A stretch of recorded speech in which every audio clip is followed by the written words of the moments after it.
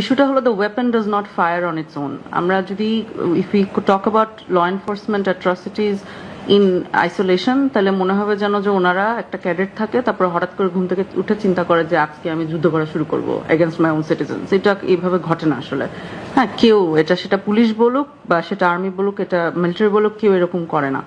Usually যে ফরম্যাটটা follow করা হচ্ছে সেটা, এবং আমি পুরোনো দিকে তাকাবো না, আমি জাস্ট এখন যেটা ঘটছে সেটা বলি, সেটা হলো যে গভর্নমেন্ট মিক্স সিগন্যাল দেয়। তার উদাহরণ বলি, গতকাল রাতে একজন সার্ভিং ব্রিগেডিয়ারকে ডিটেনশনে নেওয়া হয়েছে। ওনাকে আমি নিজে কোয়েশ্চেন করেছিলাম, সো আই আন্ডারস্ট্যান্ড কেন ওনাকে ডিটেনশনে নেওয়া হয়েছে। কিন্তু আমরা খেয়াল করি যে as that is happening, as previous ক্রাইমের জন্য ডিটেনশন শুরু হচ্ছে, অ্যাট দ্য সেম টাইম আইন পরিবর্তন করা হচ্ছে, বেশ কিছু এখন করা হচ্ছে যেগুলো সিগন্যাল করছে যে ক্রাইমগুলো সামনে আবার করতে বলা হবে। সো ফর এক্সাম্পল, গতকাল বলেছে যে র্যাবের রিক্রিসেনিং হবে, নতুন করে আকিকা দিবে, নাম চেঞ্জ করবে। হ্যাঁ, as if that is going to solve any problem. In fact তাদের কারণ নতুন নতুন কি জানি পাওয়ার দিচ্ছে দেখলাম, পত্রিকার হেডলাইনটা পড়লাম যে কোনো ক্রাইমের জন্য ওয়ারেন্টবিহীন ভাবে অ্যারেস্ট করতে পারবে। তো এরপরে আমাকে একজন অফিসার যোগাযোগ করেছিল পুলিশের, উনি যোগাযোগ করে বলছে যে মানে ম্যাডাম, আমরা তো এমনি এগুলো হালাল হওয়ার আগেই যা করেছি, এগুলো হালাল হওয়ার পর আমরা কি করব। মানে নিজেরাই ভয় পেয়ে গেছে যে এই ধরনের ওয়েপেন ওনাদের হাতে দিলে ওনারা কি করবেন। কিন্তু ওয়েপেন কিন্তু উনি চেয়ে নিচ্ছেন না, এটা কিন্তু হোম মিনিস্ট্রি থেকে দেয়া হচ্ছে, উনি চেয়ে নিচ্ছেন না। সিমিলারলি যেই দুটো আইন বানানো হচ্ছে, মানবাধিকার কমিশন আইন এবং গুম প্রতিরোধ আইন, দুটোতেই এমন ভাবে লেখা হয়েছে যাতে ইট ইজ এনশিওরড যে ক্রাইমটা ডেফিনিশনলি থাকবে, কিন্তু ওই ক্রাইমের তদন্ত হওয়া সিম্পলি পসিবল না। কারণ তদন্তের সিস্টেমটা যেটা করছে সেটা হলো যে যেই বাহিনী দোষী, মানে যেই বাহিনীর অভিযুক্ত বাহিনী, অর্থাৎ যার বিরুদ্ধে অভিযোগ এসেছে, তার প্রধানকে বলা হবে তুমি একটু নিজেকে প্লিজ ইনভেস্টিগেট করে দাও। হ্যাঁ, তো ওটা লেখার সময় ইটস ফার্সিক্যাল, লেখার সময় বোঝা যাচ্ছে কোনো প্ল্যান না ইনভেস্টিগেশনের, তাই না? আমি এই জিনিসটা অনেক সময় অফিসারদের সাথে শেয়ার করেছি যে এনারা আপনাদের সাথে একটা ধোকা দেয়। ধোকাটা কি দেয়?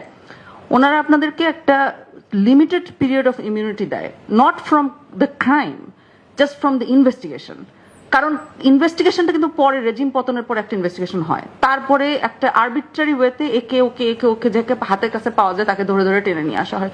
এটা কি ধরনের সিস্টেম? মানে ওনারা যখন চাকরিতে ঢুকছেন তখন অলমোস্ট একটা গ্যাম্বল হয়ে যাচ্ছে ওনাদের জন্য যে এই ক্রাইমটা আমি আজকে করবো, আমি আদেশ দেওয়া আমি করবো, 10 বছর পরে হয়তো এটার জন্য আমাকে ধরবে, নাও ধরতে পারে।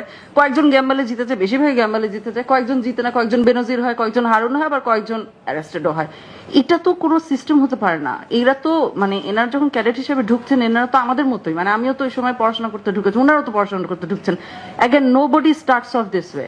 এখন এখানে কি করা যায়? আপনারা তো রেকমেন্ডেশন চাচ্ছেন, এটা সিকিউরিটি ফোর্স নিজে নিজে সমাধান করতে পারবে না, কারণ ওরাই প্রবলেমটাই ক্রিয়েট করে না। যেটা করে না সেটা সমাধান করবে কিভাবে? এই যে যদি আজকে ল মিনিস্টার অথবা হোম মিনিস্টার আজকে যদি দাঁড়ায় বলে যে আমি একটা আইন করছি যে আইনে মার্ডারকে হালাল করে দিব দেশে, তাইলে একটা মানে আউটক্রাই হবে না?